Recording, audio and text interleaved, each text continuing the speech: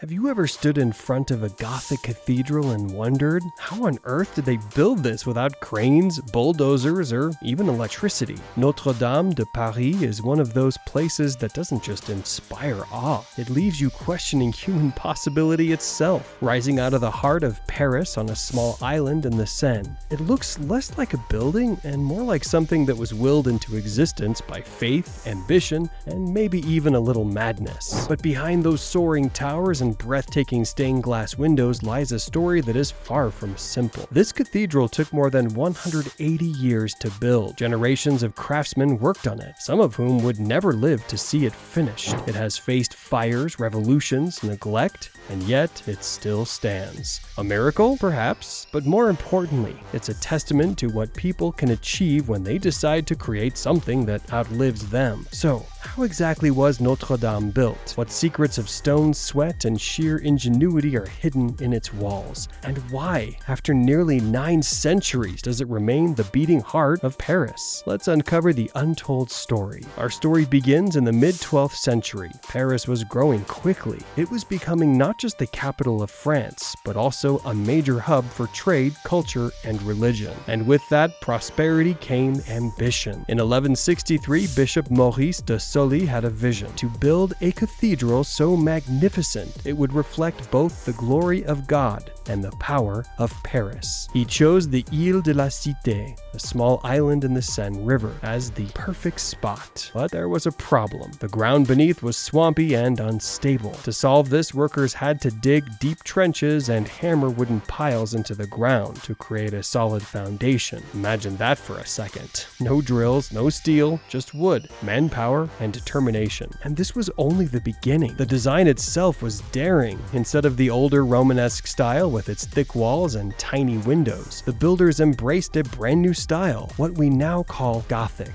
It was radical, almost futuristic for its time. This dream wasn't just about building a church. It was about creating a symbol, a monument that told the world Paris is here, and it's here to stay. But dreams don't rise out of thin air. They're carved from stone, and in Notre-Dame's case, a lot of stone. The limestone used to build the cathedral came from quarries just outside Paris. These blocks were massive, sometimes weighing several tons. Transporting them was no small feat. Workers used carts, boats along the Seine, and sheer physical strength. Imagine thousands of men hauling stone with ropes and pulleys, day after day, year after year. The workforce wasn't just stonemasons. It included carpenters, blacksmiths, glassmakers, and laborers. They lived near the construction site, often in simple huts, dedicating their lives to a project they might never see completed. Construction began with the choir and apse, the most sacred parts of the cathedral. Then the nave and tower followed. Piece by piece, the walls climbed higher. But there was another challenge: light. Gothic cathedrals were supposed to soar upwards, filling the space with divine radiance. That meant larger windows. But larger windows weakened the walls. So how did they solve it?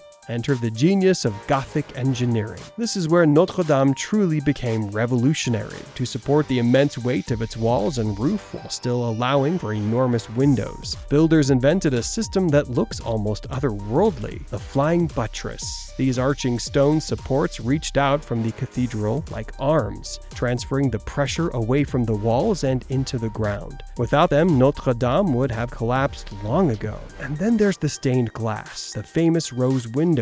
Massive circles of colored glass are not just art, they're engineering miracles. Each piece of glass had to be carefully cut, painted, and set into lead frames. When sunlight streams through, it transforms the stone interior into a kaleidoscope of color. For medieval worshippers, this wasn't just decoration, it was a glimpse of heaven itself. Don't forget the gargoyles, those strange, menacing stone creatures perched along the roofline. Part decoration, part drain pipe. They channeled rainwater away from the walls. But symbolically, they reminded people of the demons waiting outside the church's sacred space. Step in and you're protected. Step out and the world is still full of chaos. Notre-Dame wasn't just a building, it was a sermon in stone and glass. Every arch, every sculpture, every detail carried meaning. By 1345, nearly 2 centuries after the first stone was laid, Notre-Dame was finally complete. And what a debut it had. Kings were crowned here, including Henry VI of England during the 100 Years' War. Napoleon Bonaparte crowned himself emperor inside its walls in 1804. For centuries, it stood as the stage for France's most important events. But time isn't kind to even the grandest monuments. During the French Revolution in the late 18th century, Notre-Dame suffered terribly. Revolutionary mobs, angry at the church, destroyed statues and treasures. The cathedral was even used as a warehouse for wine. By the early 1800s, it was crumbling, unloved, and dangerously close to being demolished. Then, something unexpected happened. Literature saved it. In 1831, Victor Hugo published his famous novel, The Hunchback of Notre-Dame. Suddenly, Parisians and the world saw the cathedral not as a ruin, but as a national treasure. Public pressure led to a massive restoration project, led by architect Eugene Viollet-le-Duc.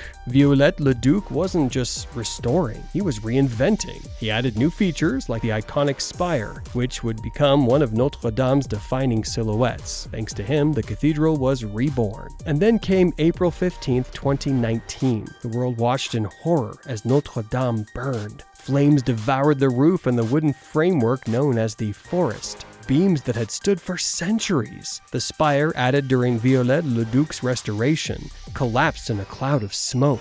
For hours, it looked like the cathedral might be lost forever. Firefighters battled not just flames, but also the risk of total structural collapse. Finally, by morning, the fire was under control. The towers and much of the stone structure had survived. Against all odds, Notre-Dame endured. The fire was a tragedy, but also a reminder. Notre-Dame has always been a survivor, from revolutions to wars, from neglect to flames. It has faced destruction time and again, and yet it still rises. Today, restoration work continues. Craftsmen are once again carving stone, shaping wood, and pouring their lives into a project they may never see finished. In a way, it's the same story repeating itself, generations building for the future, not for themselves. So, what is Notre-Dame really? A Gothic masterpiece? A national symbol? A survivor of flames? Perhaps it's all of those. But more than that, it's a reminder of human ambition, the kind that dares to reach for heaven, knowing the risks, knowing it may never be fully complete. The untold story of Notre-Dame isn't just about stones and buttresses. It's about people, those who dreamed it, those who built it, those who tried to destroy it, and those who saved it. Each generation left its mark, and each generation carried the responsibility of keeping it alive. 9 centuries later, Notre-Dame still stands, not because it's indestructible, but because humanity refuses to let it go. And that, perhaps, is its greatest miracle.